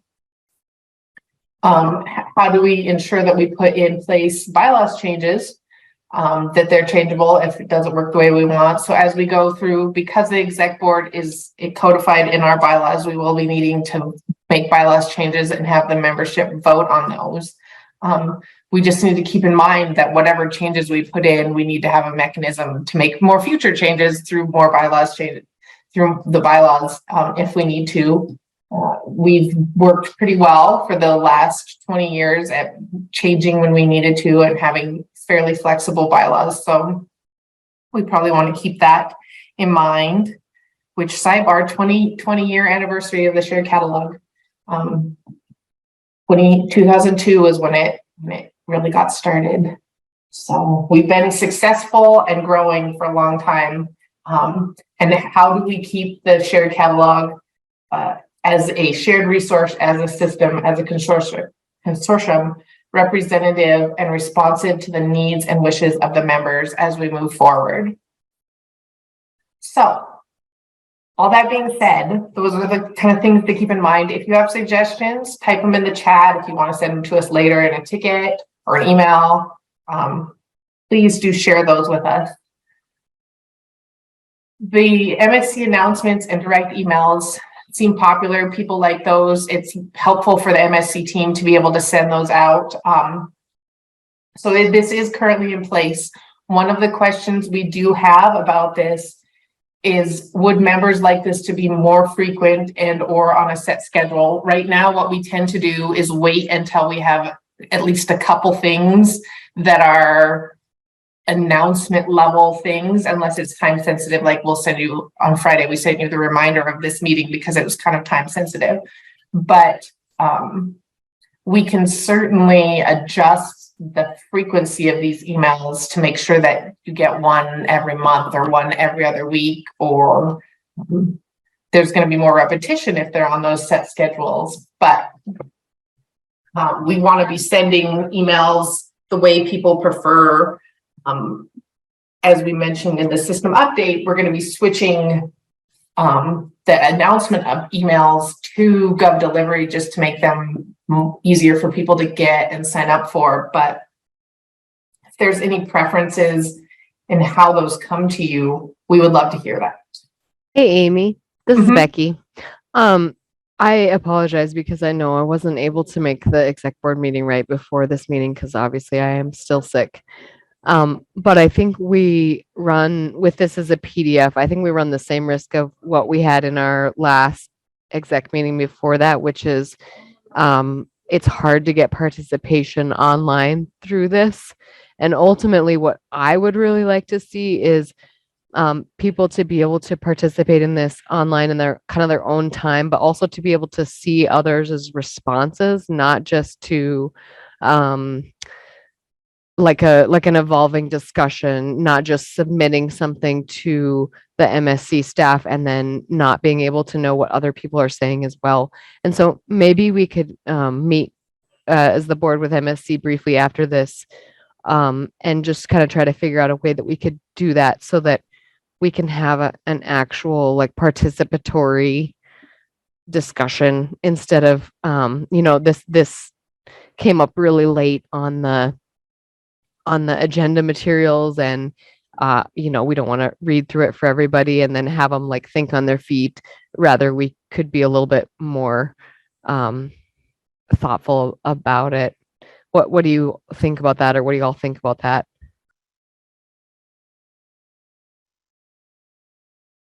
So I think we could definitely put something up that people can comment on and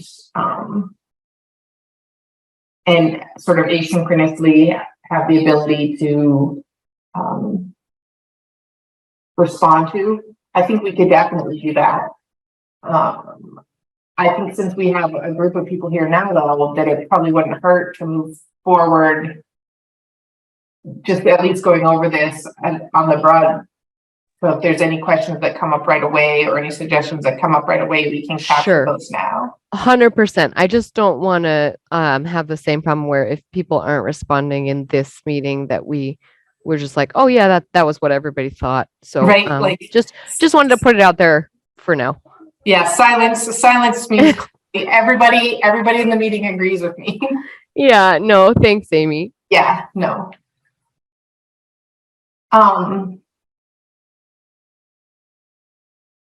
And so there's a question in the chat about, is there a place where you can go back and search announcements right now, depending on their email? So I vaguely remember reading something about X, Y, or Z. That is what we were hoping to solve with the Gov Delivery. Technically, because the MSC Discuss is in Google Groups right now, you can sign into Google Groups with your whatever email you have subscribed, and you can, and then it's just like a Gmail inbox where you can search it. But it has like 15 years worth of stuff. So when you search, if you search, I know there was a statistics report change and you put that in, you get a lot of responses. So one of the things we're hoping to do with that Gov Delivery changeover is to have a list, so you could be like, okay, in June and July, I was slammed because of summer reading program, or in December, you know, it was school holidays. So we were out. What did I miss? What was posted? Like my emails, there's 300 emails. What was up with the MSC? And so we'll have like a page where you can see all those posted. So that's for the future. For right now, if you log into Google Groups with your email address, you might have to create an account, which I unfortunately cannot support you through because Google keeps changing how to do it. You can go back and see all the MSC updates.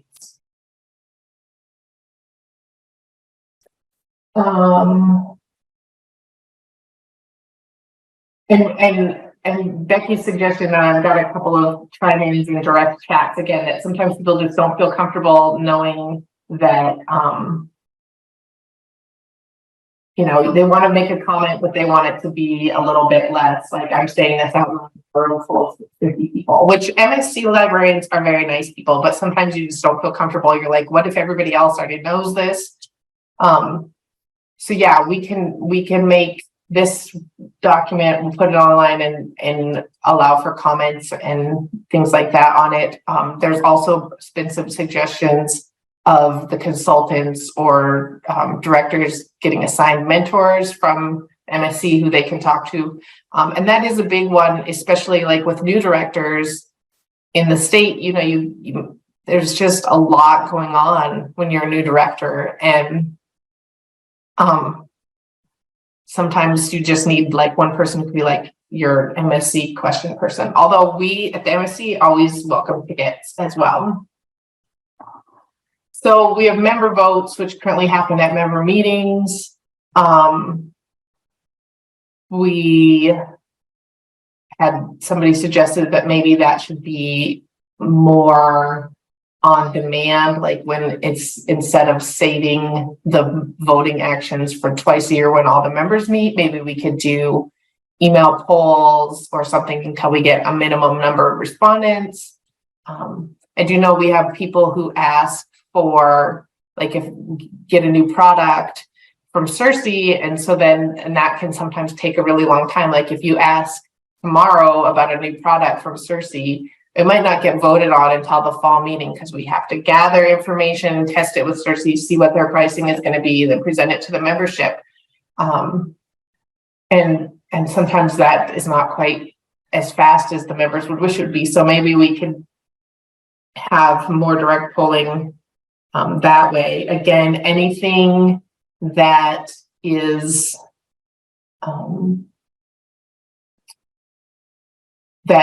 in our bylaws to be approved by the membership, by a majority of the membership, remains that way. And we're planning for that to remain even as the executive board transitions. So the members are what make the consortium, and we do want to keep that intact. The ticket system is a great communication tool. We really, really encourage you to open a ticket anytime you have a question, concern, or need support. Please do not ever feel like you're bothering us. If you have a ticket and you're like, I don't want to bother them, or they might be in the middle of something. If you have a ticket that's a low priority, but it's something you want to know about, don't try to remember it. Just open the ticket. We have people open the tickets right now and say, this is not an emergency. So when you get to it, and so we'll work on those as we have time, and then, you know, putting the higher priority ones first. But if you just have a question, please don't hesitate to open the ticket, even though you're like, well, I'll wait until I know they're not busy. Like, open the ticket and we can prioritize on our side. Feedback on changes before the votes. There's concern that make sure that everybody gets to talk about how any changes would affect their libraries. So we're thinking maybe like preliminary polling to make sure that we're getting all the consideration taken in. One that was popular that we haven't managed to implement yet, but seemed like it would be a good idea, was after those MSC updates go out, if we could have little drop-in meetings that are scheduled regularly after those updates, so that if people have questions about them, sometimes it's just easier to ask your question verbally. The small group meetings to make sure that we have representation from different sizes and types of libraries. And tied in with that is a method to contact other members of your library type. The birds of a feather meeting that we used to have, the library type meetings that we used to have before the big membership meetings, were always really popular. So we'd like to be able to implement that somehow and to capture those discussions and feedback from those groups. Sometimes you just are going along and you don't realize that something could be better for you until you talk to another library that operates the same way as you do. Gov delivery newsletters here is just listed so that we can let you know that that's coming. We have had some success lately with people opening tickets and saying, hey, can we schedule a time for you and several of my staff to meet and talk about this issue? So we are planning to implement kind of scheduled office hours when at least one MSC team member will be available to just drop in online and talk with them. And again, we've tried some office hours in the past, but we got people who were a little bit reluctant to come in and ask what to them seemed like it might be a really basic question and they just missed information somewhere. So we're thinking about maybe some scheduled times. So we just focused on your library, give you a time to prep any questions you have. And as I said, if you want something like that before we get this set up, you could just let us know in a ticket that you'd like to schedule something. But there's always been times when it's like, I'm going to open a ticket, but this question is too hard to explain in writing. I need to be able to show them on my screen what's happening, or I need to have two or more people in this conversation. So, and then this MSL Learn is the state library's Moodle that Kylie was just talking about. So that's in this deployment phase. So you'll see more from us on there. There was questions about whether it's going to have a discussion forum or a sharing space. And I think at this point, we don't know exactly how that is all going to be implemented.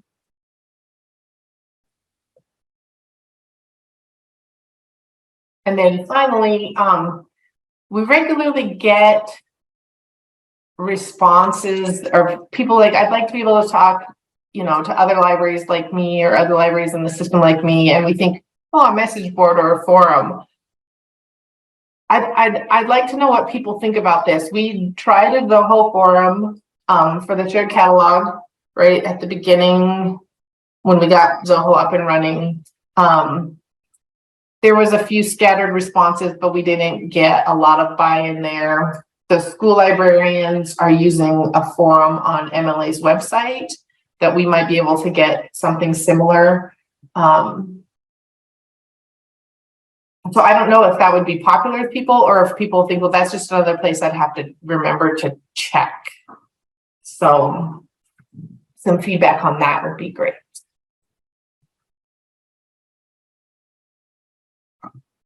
But yeah, so these are the ideas that and by we, I mean the MSC team, the exec board, and member libraries have come up with over the last couple of MSC meetings, so over the last couple of years.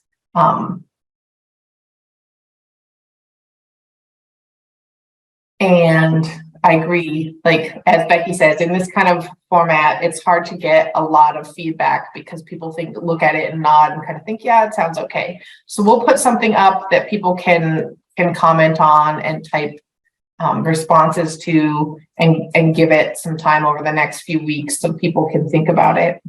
But if there is anything that you are thinking right now, have a new idea or have some awesome implementation plan for one of these things, please do let us know. Or if you have concerns that there's something we're missing entirely, again, let us know. I think one of the things, it's Deb Westrom, I've been on the exec board through a lot of this communication discussion and talk, and I love the fact that back in the day when technology wasn't so savvy, it was great to meet together and see each other, and then the world went kind of crazy. And I will say it's been kind of nice to not have to worry about the travel and the logistics of covering my library and all of that stuff, but the verbal communication and being able to talk out loud and being able to share, I think, is super important. So one of the things, like the birds of a feather, it wasn't super, I can speak from a school librarian point of view. I mean, there were maybe 10 to 15 of us at a time, which is still a pretty small percentage, but to be able to have that conversation and just to spew ideas and vent frustrations and all of that stuff, I think that's something that that is important. And I like how this document was laid out with different options. It made me think that, well, maybe, you know, if we're going to have a 3-hour fall meeting, then maybe the first half an hour or the last half an hour then just turns into a breakout session with either somebody that was designated to kind of oversee questions or ideas to start the meeting, or at the end, let's focus on, does anybody have anything to say in a smaller group? So I really feel like obviously communication in any way, shape, or form is important. But the verbal, being able to share something and then have other people make comments, or to be able to process what's being shared, like even me saying stuff, I can process what I'm saying given what other people are, which is kind of difficult to do when there's 100 of us all on one big meeting. So so I appreciate this document because I think it's a step in the right direction, but I do once again feel like even as a board that we need to have a plan to move forward. And I think there are possibilities for a ton of great plans, but if there's no feedback from anybody, then it's really easy for these ideas to just settle until we have another meeting and then have to say, okay, we talked about all these things and this is what it is. So the more feedback we can get from people, and the reality of the fact as we're transitioning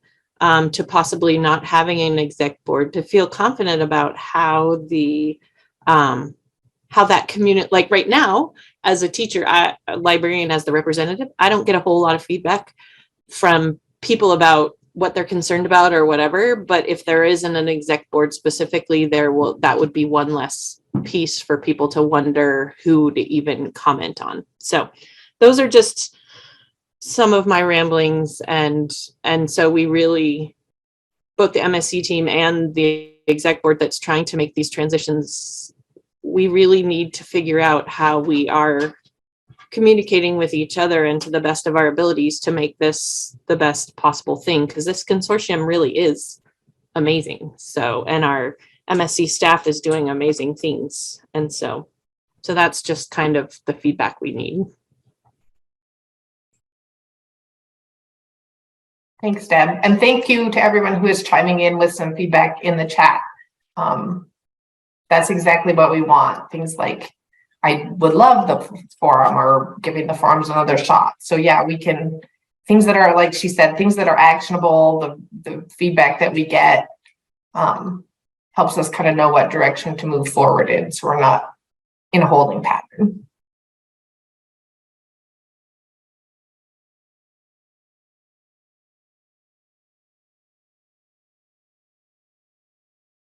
With that being said, yeah, keep putting feedback in the chat. If you have questions about anything we've talked about in today's meeting, please put that in the chat. We will put the communication document up where people can put comments right on it, or to, you know, make it a little more interactive. That's a great idea. So we will do that and let you all know when that is up and ready. And other than that, that's mostly what we have on the agenda for today. Is there any public comment?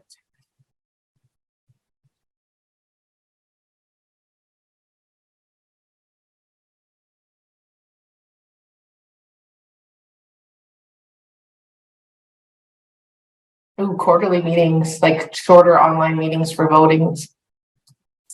It's a good suggestion.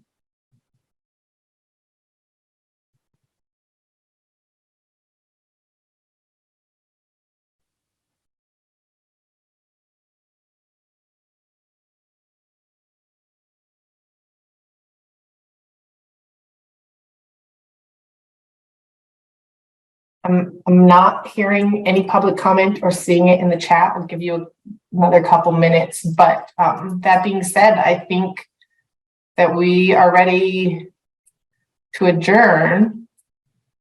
Thanks everybody for coming. I know it's turns into a long time to be staring at your screen. We really appreciate everybody making the time to sit with us for your afternoon, especially on a Monday. It's hard to remember the meetings on a Monday. Reminder that the spring MSC meeting will be online and in person. And you'll be hearing from us in the meantime as we work through some of these communication plan things. And open tickets. Good job finishing early, everyone.